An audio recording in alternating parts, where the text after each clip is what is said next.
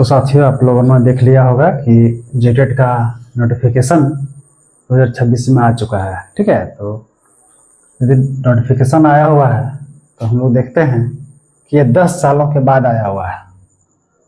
जो प्रत्येक साल आना चाहिए वहाँ 10 साल के बाद आया है, तो इस एग्ज़ाम का जो इम्पोर्टेंस है वो तो बढ़ ही गया है। लेकिन इम्पोर्टेंस बढ़ने की बात तो अलग बात है, जो इस एग्ज़ाम को क्रैक करेगा, जो ये एग्ज़ाम है इसको जो क्रैक करेगा वो 40,000 शिक्षकों की बहाली इसके बाद आने वाली है और इसमें वो लोग बैठेंगे। तो इसमें जब 10 वर्षों से नहीं हुआ है एग्ज़ाम, तो मान के चलिए जो 4 से 5 लाख परीक्षार्थी जो है वो इसका इंतज़ार कर रहे थे। ठीक है, तो 4 से 5 लाख अभ्यर्थी इसमें बैठने वाले हैं और इसका कंपटीशन मतलब इसमें ऐसा एग्ज़ाम होगा जो कि पास करेगा वही 40,000 की जो बहाली है उसमें बैठेगा। ठीक है, तो इसके लिए बस इसी जो 40,000 है टीचर का बहाली, इसी को ध्यान में रखते हुए हम लोग को इसका प्रिपरेशन करना चाहिए। और इसका जो परीक्षा का पैटर्न है वो मान के चलिए कि कॉमनली जो है वो सीटेट का जो एग्ज़ाम है, अगर आप सीटेट के पैटर्न को देखें, यदि क्षेत्रीय भाषा को छोड़ दें तो सीटेट का ही पैटर्न इस पर लागू होता है।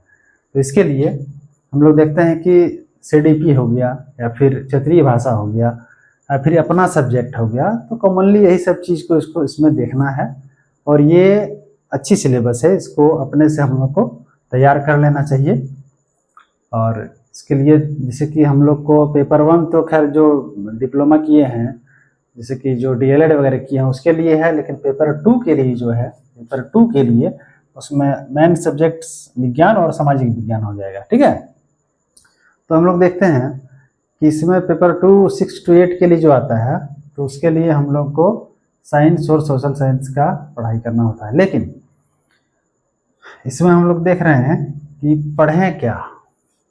क्षेत्रीय भाषा तो खैर है ही, लेकिन पढ़ने के लिए साइंस और सोशल साइंस में हम लोगों को क्या पढ़ना है, कहाँ से पढ़ना है, तो सिंपल वे में अभी NCERT को उठा लें, या फिर यदि आपको JCERT का कहीं से बुक मिल जाए, ठीक है, जो स्कूल में हम लोग को क्लास 6 से लेकर के 8 तक पढ़ाई होता है, उस किताब को उठा लें और उसको page bye page, chapter by chapter पढ़ जाएं, क्योंकि परीक्षा में ज़्यादा समय नहीं बचा हुआ, मेरे पास मात्र 2 महीने का समय है।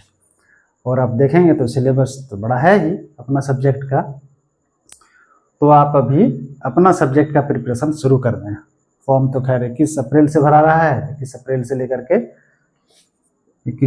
से लेकर के भराएगा 21 मई तक। तो अभी तो समय है, लेकिन अभी क्या करना है ना कि इसको NCERT या फिर JCERT जो कोई बुक मिले आपको पढ़ना शुरू कर देना है। एक ज़्यादा इसमें प्रॉब्लम हो गया है उस बच्चे का जो कि 2024, 26 और 25, 27 के सेशन वाले हैं, उन लोग को इसमें बिल्कुल भी मौका नहीं मिलेगा। ये 2016 का भी एग्ज़ाम में था कि आप जो फॉर्म भर रहे हैं उस टाइम तक आपके पास मार्कशीट होना चाहिए,